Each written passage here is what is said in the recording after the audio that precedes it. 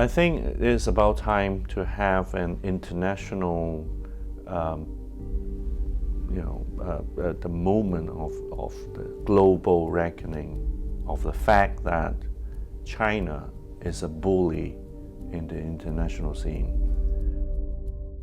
What inspired me to cause this action to raise money and awareness for the people of Hong Kong was really kicked off by the NBA. China's scrapping the broadcast of NBA games over the Houston Rockets GM tweet. The NBA makes billions of dollars in the Chinese market, and it's apparently siding with Beijing. Ejecting fans in America from sporting events because they're chanting Free Hong Kong. President Xi Jinping's last Hong Kong visit was 2 years ago to mark 20 years since the handover of what was a British colony to China. He minced no words then about who was in control.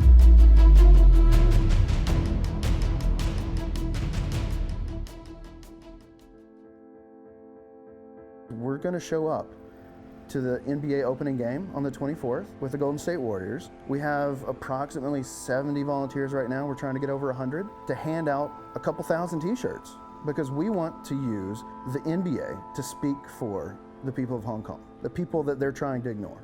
If you have 1,000 people in an arena wearing a shirt that says Free Hong Kong, you're gonna broadcast the message Free Hong Kong internationally. They may want to sweep this under the rug, but we're not gonna allow them. We have to stand up for what's right. And what's right is supporting Hong Kong. Well, Lee and I have known each other for a long time. We met on the internet, actually, over Facebook. We share many of the same values around freedom of speech, Bill of Rights, etc. It was kind of a no-brainer. Like, he brought it up to me and said, this is something I want to do. And so I said, how can I support you? And that's my role in this. It's not about me or Lee, it's about Hong Kong at the end of the day, and it's about getting people to care about an issue that is incredibly important, not only to the people of Hong Kong, but people of the world and people in the United States. The Chinese government has been basically boiling the frog, so to speak. In the past 5 months, what we have seen, 2 million people march on the street, and the message was really clear. Leave us alone, enough is enough.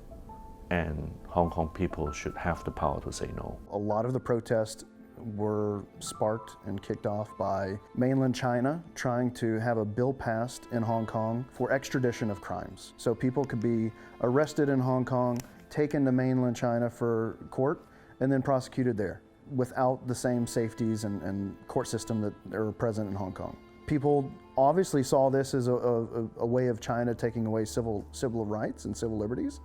And they went to the streets to voice their opinion and demand that their government not let this go through.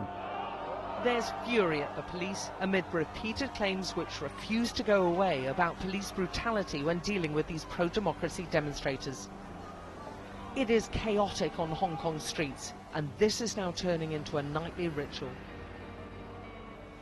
Outside one police station, a floral mountain is building, a tribute to protesters they believe have died after being arrested, claims the police have categorically denied.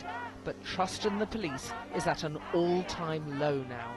So we have people that are wanting just democracy because they see that they're not represented. So they have an appointed leader in Hong Kong, a chief executive, that the general public don't get to vote for.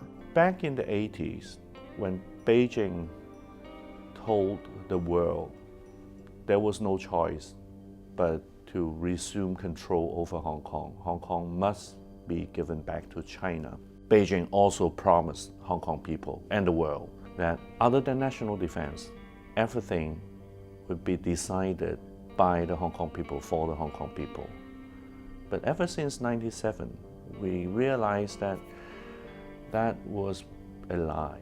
This helps explain why the tweet by the NBA's coach was so significant in China, because the Chinese people, not just the government, of course the government started, and the people would think, how dare you damage the image of China? You support Hong Kong means you undermine China. We are so perfect and so great, we don't allow anybody say anything bad about us. So that's the mentality. I believe is more from the government than for the everyday people. Everyday people, they might get upset. I don't think they want to boycott those games because they love NBA. They love NBA. I don't think it's just a game. It never has been just a game. If you look back to the 50s and 60s, athletes took a stand, and they took a stand for civil rights. You know, I think that's important. It's an incredibly important issue. So fighting for Hong Kong's civil rights, I think, is also an important issue. I think NBA should take a stand. They can use their popularity in China to express the virtue of freedom. Chinese government right now don't really have a clear agenda what to do. Only thing they're trying to do is to keep what's happening in Hong Kong, not spread anywhere else. They're trying really hard just to do that. The current Chinese government know how much they're disliked.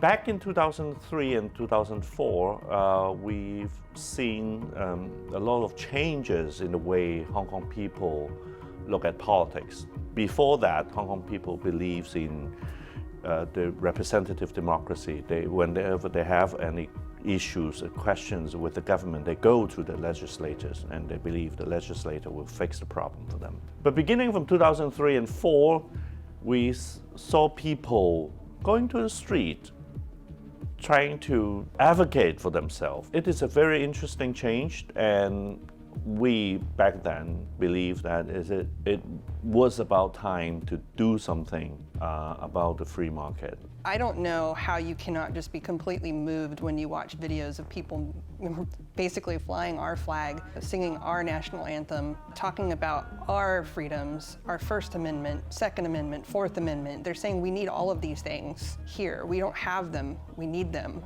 I actually think that they hold American values more than some of our Americans do. I think Beijing looks at the world as a huge factory, a machine that they can tune here and there to be more efficient, to produce more things. But after this few months in Hong Kong, we've seen people coming up with ideas, deliberating the ideas on Telegram, on Facebook, people contributing to different causes, different campaigns, to people who they never met before and probably will never met again. I think Hong Kong has already a very elaborate civil society there, whereas to Beijing, that is not exactly what they want or they believe in. They don't believe that you can have an organic organization of society bottom up by the people, and I think that's the most essential difference between Hong Kong and Beijing. China is using our own technology against us and the people of China to blackball them, to suppress them, to silence them, to show them what they can or can't read or watch. They don't have the free opportunity to even educate themselves on issues. I'm pretty sure if you go to speak to an average person in mainland China, they don't know what Tiananmen Square is. The soldiers showed no mercy in opening fire indiscriminately into the crowds.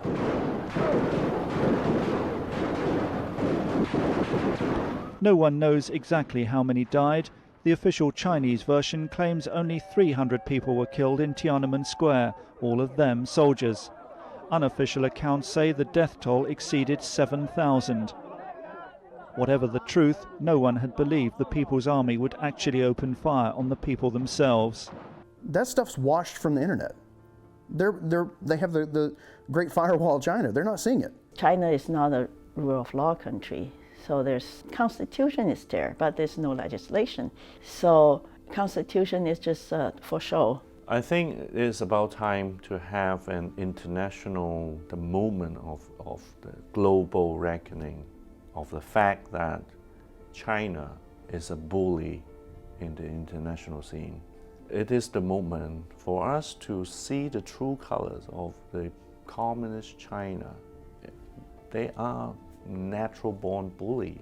I was walking on the street and I saw this sign that police surveillance camera here by New York police. I thought, wow, they let you know you've been watched. In China, you couldn't believe how many cameras were there. In early July, I remember in one of the rallies in Kowloon side, protesters took down the so-called smart lampposts posted by the government. And they realized that inside these lampposts, there was surveillance camera and devices for tracking people. Protesters believed that there was some kind of facial recognition going on in Hong Kong, and from then onwards, whenever they see a surveillance camera, the first thing they do is to spray paint on it or even just destroy them.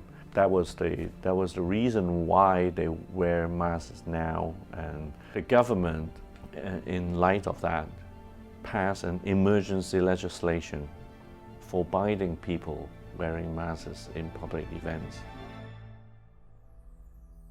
We were teaching in the university in the classroom, and I counted in the whole classroom more than a dozen cameras.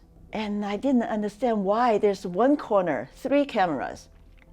So someone told me, look at one of it, looks like a water drop, round. That one can zoom into your phone, your computer screen. When you're typing on your phone, when you're looking at your computer screen, that camera can zoom in to see everything and can hear you. What we have in the US is a system of due process. We have a legal system to where if you're accused, then you can go in front of a judge and be adjudicated or freed, right? China doesn't have that. So without due process, they're going to blackball and alienate people in society, even potentially sending messages to people that they're sitting next to in a restaurant: don't do business with this person, they're untrustworthy. Don't serve this person, they're untrustworthy, they're bad, they're evil, they're against the government, they're against the country. That is not due process, and we can't support it because that technology is going to be used against us. When I was little, during the Cultural Revolution, they highly encouraged people turn each other in, spy on each other, especially in the families. Husband and wife spy on each other, children and parents spy on each other, siblings spy on each other. It was highly encouraged. Today it's the same. Hong Kong was not given what we promised. We were promised autonomy. We were not given that. Hong Kong people should have the power to say no to Beijing. The power to say no doesn't mean that we will say no to everything, but at least we should have that power to say no to any government. The Hong Kong government, to Beijing government, is basically the same thing. But we must be able to say no. Otherwise, Hong Kong will no longer be Hong Kong anymore.